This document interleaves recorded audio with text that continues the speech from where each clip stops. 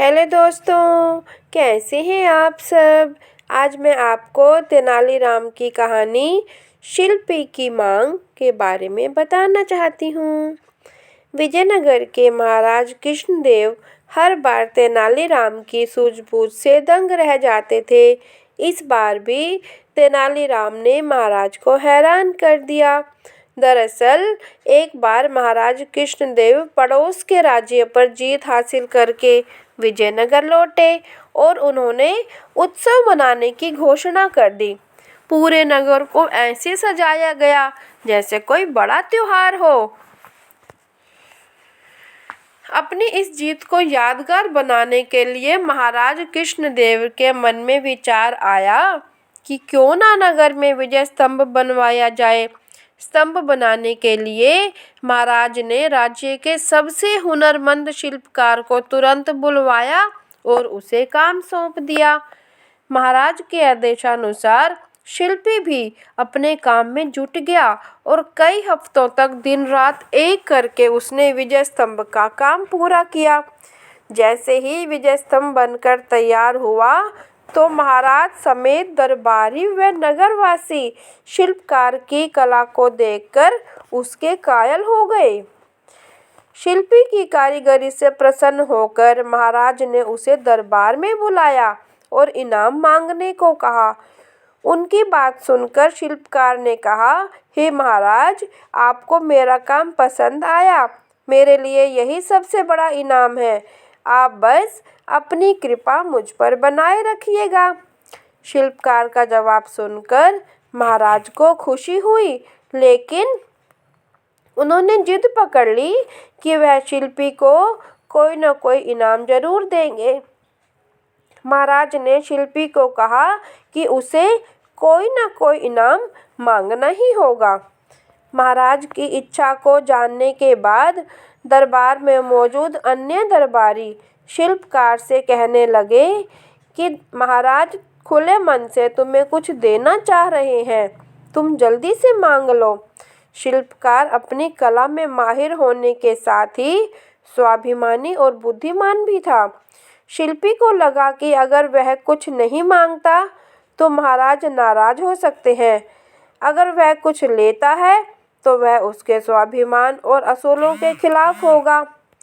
ऐसे में कुछ देर सोचने के बाद शिल्पकार ने साथ लाए अपने औजारों का झोला खाली किया और खाली झोले को महाराज की तरफ बढ़ाते हुए कहा कि इनाम स्वरूप इस झोले को दुनिया की सबसे बहुमूल्य वस्तु से भर दीजिए।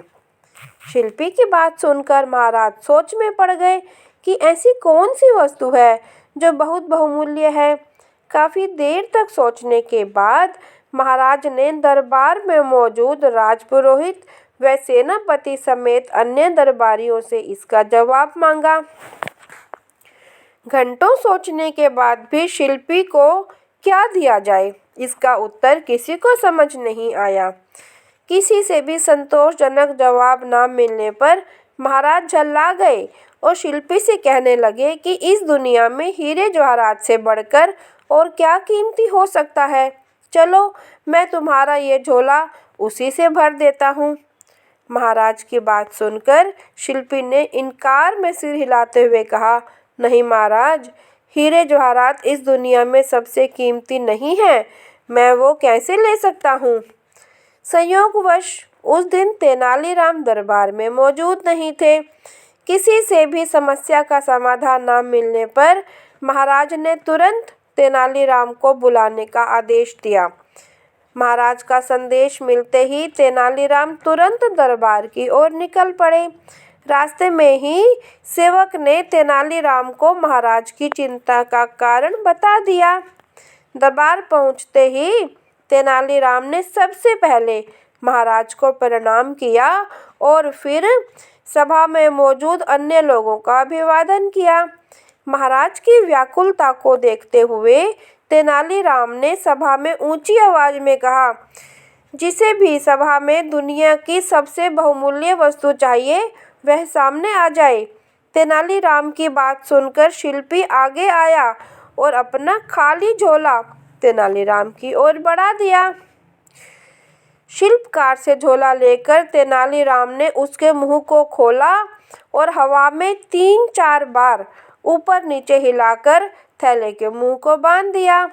इसके बाद तेनालीराम ने झोला शिल्पी की ओर बढ़ाते हुए कहा कि अब आप यह झोला ले सकते हैं, क्योंकि मैंने इसमें दुनिया की सबसे कीमती वस्तु भर दी है। शिल्पकार ने भी झोला थामते हुए तेनालीराम को प्रणाम किया और फिर महाराज से अनुमति लेते हुए औजार उठाकर सभा से चला गया। यह दृश्य देखकर सभा में सभी लोग अचंभित हो गए। महाराज ने उत्सुकता जताते हुए तेनालीराम से पूछा कि शिल्पी को खाली झोला देने के बावजूद भी वह बिना कुछ कहे ही क्यों चला गया। इससे पहले उसने हीरे जवाहरात जैसे कीमती सामान को बहुमूल्य मानने से इनकार कर दिया। महाराज की उत्सुकता व दरबारियों के चेहरे पर प्रश्न चिन्ह को देखते हुए तेनालीराम ने कहा, हे महाराज, वह झोला खाली बिल्कुल भी नहीं था, क्योंकि उसमें दुनिया की सबसे बहुमूल्य वस्तु यानी हवा भरी हुई थी। इस दुनिया में हवा से कीमती और क्या हो सकता है जिसके बिना हम जीवित नहीं रह सकते। तेनालीराम का जवाब सुनकर महाराज खुश हो गए और उसकी पीठ थपथपाने लगे। तेनालीराम की बुद्धिमत्ता से प्रसन्न होकर महाराज ने उसे इनाम स्वरूप अपने गले से एक कीमती मोतियों की माला निकालकर पहना दी। इस कहानी से हमें 2 सीख मिलती हैं। पहली यह कि धन से स्वाभिमान नहीं खरीदा जा सकता। दूसरी यह कि दुनिया में सबसे कीमती हवा है, जिसका मूल्य कोई नहीं चुका सकता। हमें यह मुफ्त मिलती है, इसलिए हम इससे कीमती दौलत को समझ लेते हैं। धन्यवाद।